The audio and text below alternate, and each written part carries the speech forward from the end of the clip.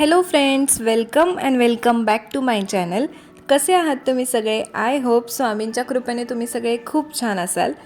तर आज मी बनवणार आहे मैसूर बोंडे. तीच रेसिपी तुमच्याशी शेअर करते, तर व्हिडिओ शेवटपर्यंत पहा. तर बघा, इथे मी मैदा घेतला आहे. तुमच्या घरात जितकी लोकं आहेत त्यांच्या अंदाजानुसार तुम्ही घेऊ शकता.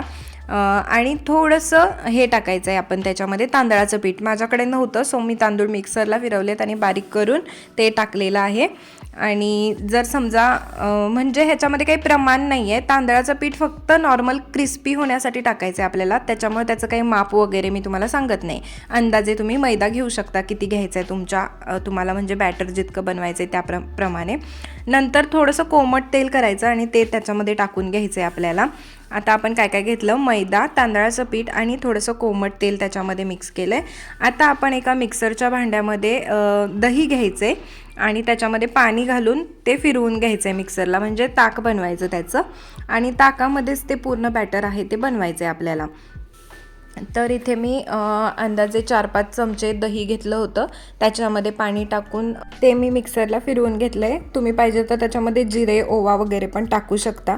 मी नाही टाकलेलं, मी प्लेन घेतले आणि आता मी मिक्स करते त्यात.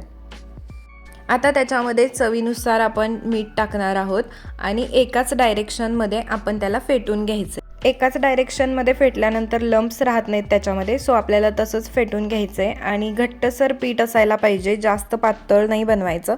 सो तुम्हाला मी कन्सिस्टन्सी दाखवते बघा पुढे. तर ही मैद्याची रेसिपी आहे, पण आपण काही नेहमीच करत नाही, कधीतरी करायला चालतं. घरच्या घरी फ्रेश तेलामध्ये तळलेलं आपण एवढं खाऊ शकतो. समोसा वगैरे आपण बाहेर खातोच ना, तर ठीक आहे. तर ही बघा अशी कन्सिस्टन्सी पाहिजे, म्हणजे असं थोडंसं घट्टसर पाहिजे.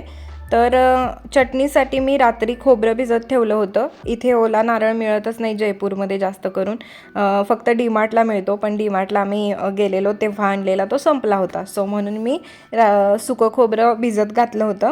आणि ना चटणी बनवताना पण मी सिम्पल वेनी फक्त तडका, मोहरी आणि कढीपत्त्याचाच तडका त्याला दिला आहे. चटणीची रेसिपी मी शेअर नाही केली आहे, ती तर नॉर्मली आपण जशी इडलीला बनवतो तशीच बनवायची आहे. पण आपण त्याच्यामध्ये उडदाची डाळ वगैरे टाकतो ना, तर ते मी स्किप केलं आहे, कारण की आता हे फक्त प्लेन मोहरी आणि कढीपत्त्याचा तडका ना छान लागतो. आणि बघा तुम्ही साऊथ इंडियन जे हॉटेल असतात ना त्याच्यामध्ये बघा फक्त खोबरं असतं व्हाईट, त्याच्यामध्ये मोहरीसुद्धा नसते, तरी पण टेस्ट छान लागते.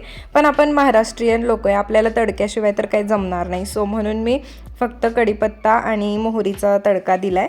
तर अशी सिंपल चटणी पण ह्याच्यासोबत छान लागते, किंवा तुम्ही पीनट चटणी पण बनवू शकता. त्यानंतर तेल ठेवलं आहे मी तापायला आणि मीडियम टू हाय फ्लेमवरती ठेवायचं. तुम्हाला इथे दिसत असेल माझं जो गॅस फ्लेम आहे ती मोठी आहे असं दिसत असेल, पण तो बर्नर माझा लहान आहे आणि त्याला म्हणजे इतकं ताव धरत नाही तेलाला, सो म्हणून मी ते हाय फ्लेमवर ठेवले. तुम्ही मीडियम टू हाय फ्लेम ठेवू शकता. तर मी इथं सगळ्या हातानेच ते सोडते बोंडे आणि तुम्हाला दाखवते कसे बनतात.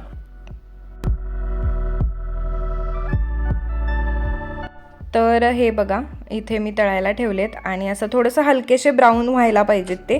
आता गोल्डन कलर आला आहे, अजून थोडा वेळ ठेवायचं, एक 8-10 मिनिट ठेवायचं, म्हणजे छान ब्राऊन कलर येतो आणि आतमधलं जे असतं ते कच्चं राहत नाही बॅटर, सो त्याच्यामुळे थोडंसं ब्राउनिश होईपर्यंत छान तळून घ्यायचे ते. त्यामुळे मस्त आतमधलं पण जरा शिजतं आणि कच्चं लागत नाही मग. आणि वरतून पण ते छान क्रिस्पी होतात तळल्यावर असं जास्त वेळ. तर इथे माझे बोंडे तयार आहेत, बनवून झालेले आहेत. आणि तर कशी वाटली तुम्हाला माझी आजची रेसिपी मला नक्की सांगा कमेंट करून.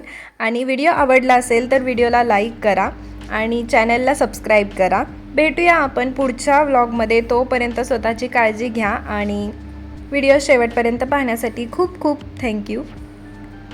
So take care, bye bye.